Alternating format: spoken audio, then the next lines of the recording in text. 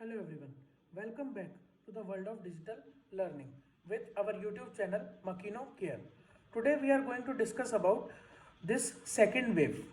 So as we all are aware of the fact that it is being more than 1 year that now the world is in grip of this novel coronavirus, and currently there is sudden spike in the number of active COVID-19 cases in the country. What leads to this sudden surge? Why? Why this second wave is striking our country?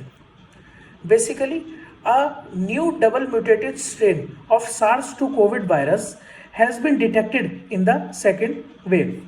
This is in addition to the Brazilian, South African, and the UK strain. This new mutated virus has the potential to skip the immunity and even the vaccine. So, this is a reason for reinfection cases and the cases among the vaccinated people, because more and more people are bothered about if we have got ourselves vaccinated, then even we are getting infected. So this is the reason why the people are getting infected even after vaccination. It is more infectious and affecting younger population between 18 to 45 years of age, which are the super spreaders of this virus.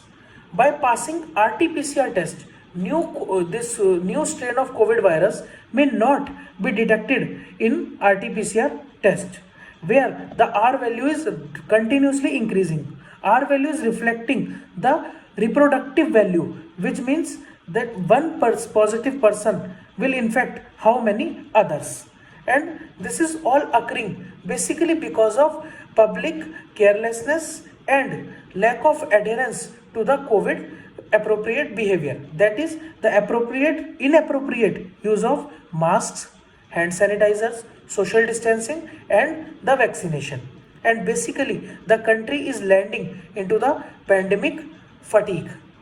Now, last year's symptoms were basically dry cough, difficulty in breathing, fever, weakness, or loss of smell. But this year, in addition to the mentioned symptoms, we are facing some new symptoms like only headache, only loose motions, only weakness, only body ache, uneasy feeling, vomiting, nausea, hearing problems, or problems like conjunctivitis, or even some of the patients have seen facing all of these problems in combination to each other.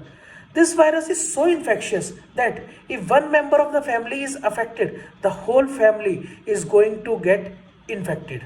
So earlier the COVID virus was getting attached to the ACE2 receptors, but now it is moving freely inside the body, which is making it more dangerous for the human body. And even the virus is infecting more number of children now, and COVID appropriate behavior, which definitely have to be incorporated now. We have to understand the importance of using masks, hand sanitizers, social distancing, and vaccination is must of all. Now, see, I am not telling you all these things to make spread panic. Do not panic, and we have to learn live with this virus. It is a respiratory drop infection and requires close contact with the person who is having positive coronavirus.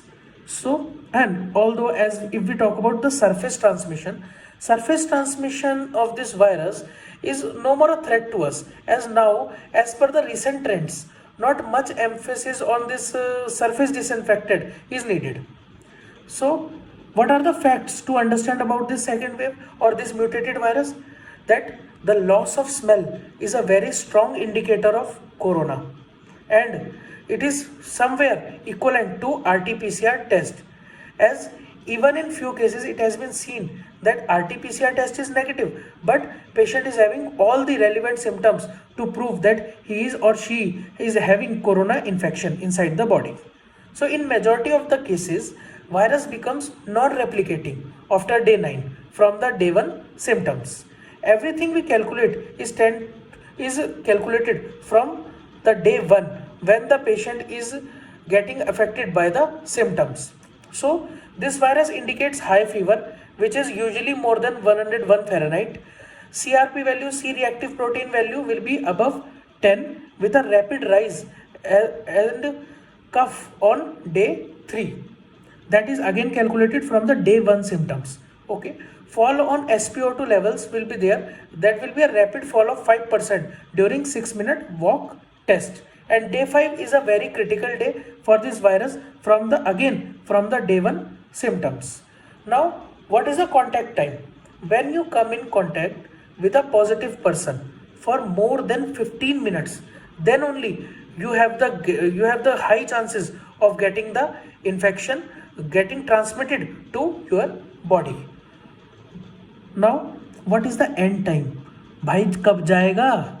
Day 90. Day 90 is the day when COVID ends. Positive RT-PCR beyond day 90 may be indication of reinfection or persistent virus shredder. Okay. Now, if RT-PCR is negative and patient is having all the symptoms, then it is suggested for the patient to go for an HRCT. Okay, chest HRCT is very important because, as I have told you earlier, there may be a negative RT-PCR report, but patient can be having all the symptoms and may be infected from the virus. So a CT scan would help better in that case. Now, second test what we can go for is that is a 6-minute walk test. 6-minute walk test is usually more useful from day 3 to day 6 from the day 1 symptoms. If patient desaturates 5% or more than 5% during a 6-minute walk test, that is the SpO2 level of the patient is decreased by 5% or more than 5% during the 6-minute walk test, it is an indicative of pneumonia and is an emergency condition, and immediately the patient is suggested to contact the hospital. Now, what are the solutions? See, more and more testing, tracing, isolation and vaccination is required, and especially in the super spreaders age group, that is 18 to 45 years of age. Furthermore, our immunity should be boosted to fight this virus. So avoid junk food, go for the nutritious foods including juices, coconut water, daliyas in your meals. Such waves will keep coming until we attain 70% of vaccination. So vaccination should be preferred, and suggest your friends and family members and the persons in living in the community to go for vaccination, whether Covishield or Covaxin. That is all the individual's choice and depending on the availability in your nearby healthcare facility.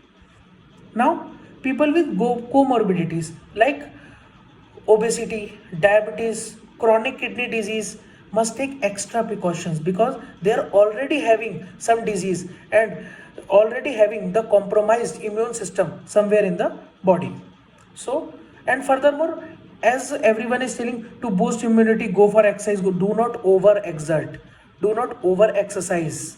Only go for a nominal set of exercises which will keep you active, and incorporate some amount of power yoga, breathing exercises, mild physiotherapy treatment in your daily routine, so that second wave can be seen ended up as early as we are thinking it of. Now, why the vaccination is necessary?